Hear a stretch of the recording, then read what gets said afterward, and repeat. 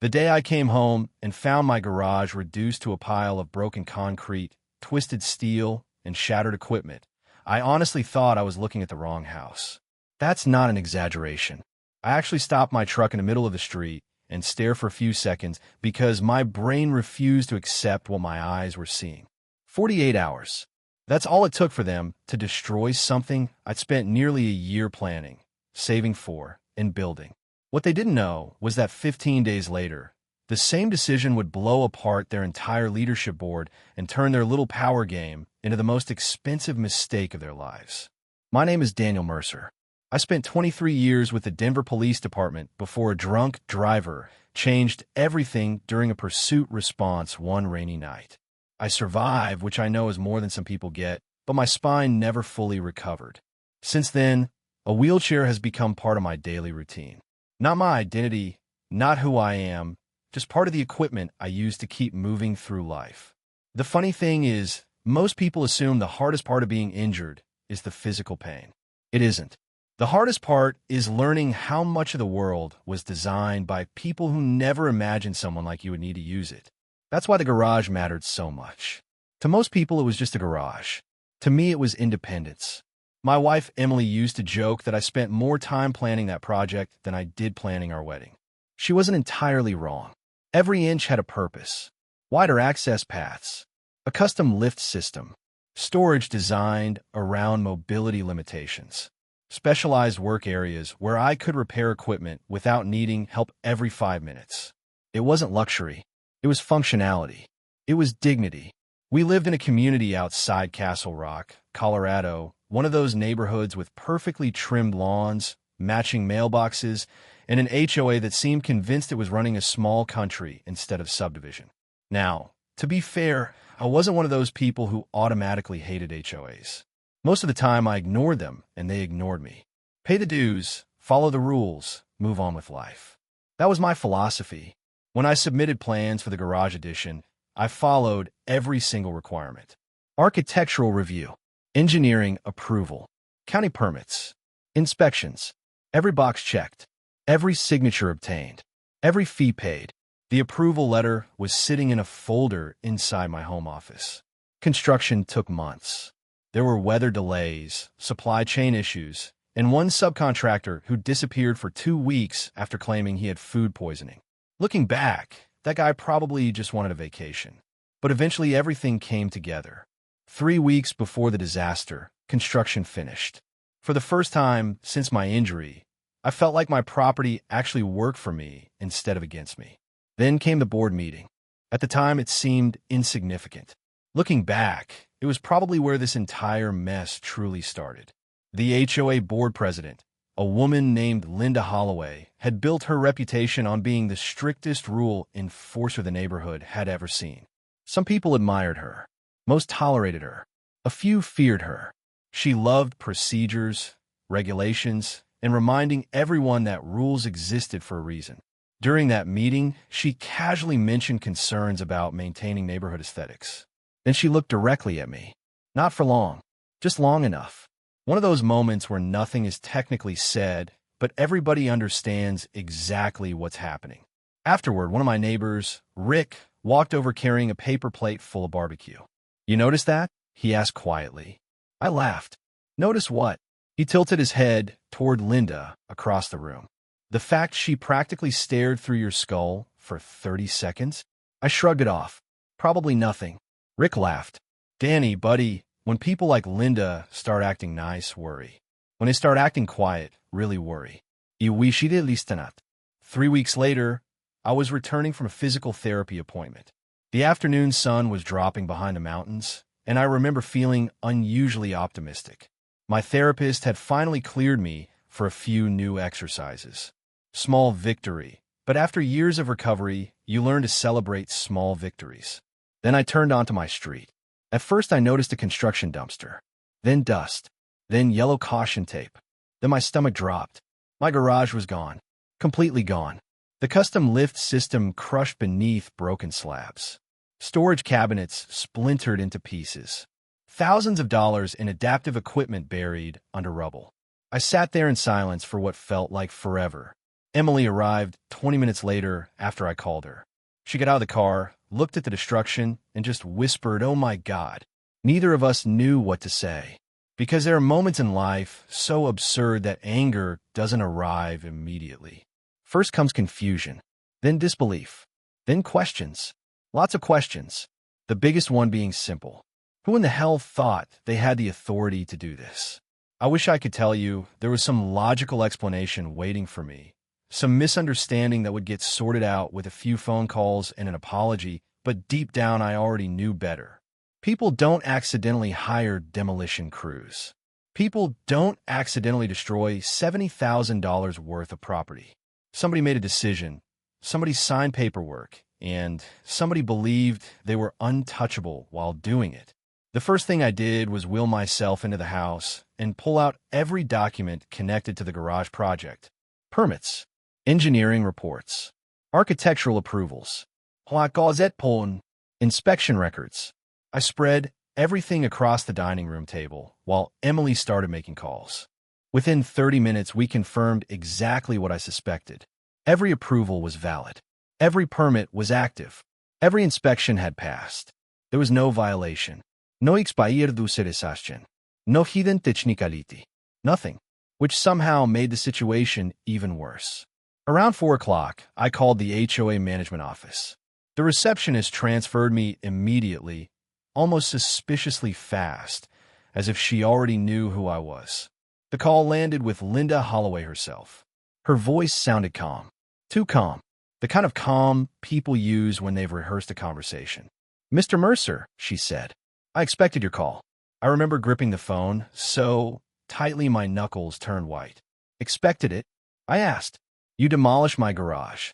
The structure was removed due to architectural noncompliance." "What architectural noncompliance?" "No seréis de exterior modificaciones." I actually laughed because the statement was so ridiculous. "Linda, I have the approval letter sitting in front of me." Silence. Then papers rustling. Then she said, "The board determined additional concerns existed. After approving it, the board has authority to revisit prior decisions. Authority to destroy private property?" Another pause. She ignored the question completely. Instead, she informed me that the HOA was assessing fines totaling $11,300, along with demolition recovery costs. Recovery costs. The phrase was almost impressive in its arrogance. They destroy my property and then bill me for the privilege. I could feel my blood pressure climbing. "You understand I'm disabled, right?" I said. That garage wasn't cosmetic. It was accessibility equipment. Her response came instantly. "No hositación, no sympathy, no humanity. Rules apply equally to everyone, Daniel. We can't make exceptions because of personal circumstances." I sat there staring at the wall. "You call this equal treatment?" I asked quietly. "I call enforcement." Then she hung up. Just like that. No discussion.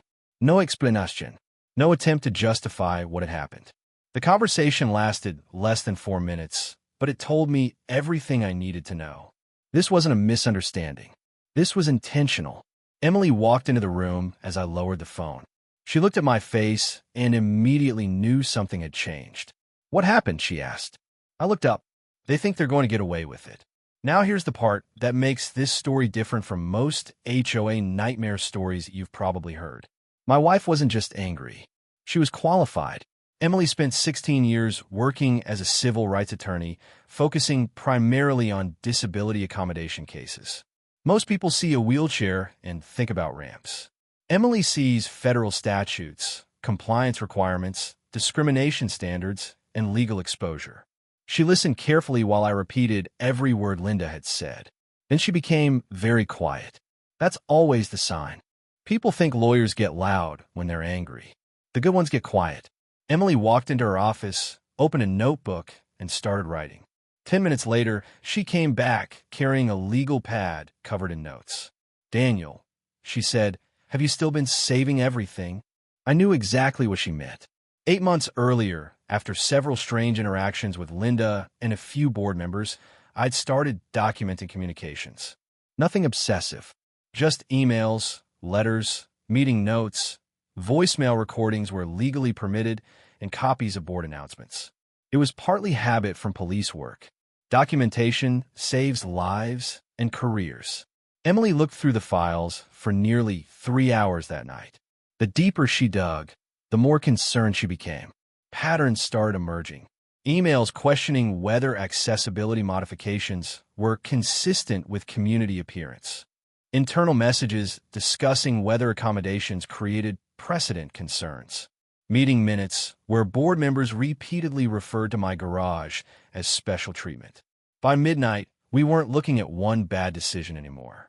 We were looking at a timeline, a pattern, a story. Then Emily found the smoking gun. 3 months earlier during a board workshop, a discussion had been recorded by a resident. Linda had complained that accessibility accommodations were turning neighborhoods into exception zones. At the time, it sounded insensitive. Combined with everything else, it sounded much worse. Around 1 in the morning, Emily leaned back in her chair and rubbed her eyes. "They have a problem," she said. "A serious one." The next morning, we stopped treating it like a neighborhood dispute. We treated it like litigation. Formal complaints were filed. Evidence packages assembled. Expert evaluations requested. Property damage assessments completed. Accessibility specialists documented losses. Medical equipment vendors provided replacement estimates. Engineers reviewed demolition records. Every hour generated more evidence. By day 3, the HOA attorney contacted us. His tone was dramatically different from Linda's. Polite, careful, nervous. "Perhaps there's room for informal resolution," he suggested. Emily smiled while listening. "That's interesting," she replied, "because your clients didn't seem interested in informal resolution when they demolished accessible property." The attorney cleared his throat. "Let's not rush to conclusions." Emily's smile widened. "We're not rushing. We spent 3 days slowing down and documenting everything." He didn't call again for 48 hours. Then something happened that accelerated everything. One of our neighbors anonymously forwarded several internal HOA emails. To this day, I still don't know who sent them. Maybe Rick, maybe somebody else. But whoever, it was probably changed the outcome of the entire case. The messages revealed months of discussions about my project. Not safety concerns, not engineering concerns, appearance concerns, personal frustrations, complaints that the garage looked different, complaints that accommodations were becoming too visible, complaints that exceptions encouraged more requests. One board member even wrote, "If we stop this now, maybe others won't expect special consideration." Emily read that sentence 3 times. Then she looked at me and said, "They're finished." What none of them understood was that discrimination cases rarely collapse because of one dramatic statement. They collapse because ordinary people leave extraordinary evidence behind when they believe nobody will ever read it. Day 6 brought another development. The HOA's insurance carrier received copies of the evidence package. That's when panic truly began. Insurance companies love contracts. They love exclusions even more. Intentional misconduct is one of those things insurers absolutely hate paying for. Once investigators reviewed the communications, questions started flying. Who authorized the demolition? Who verified legal compliance? Who approved contractor payments?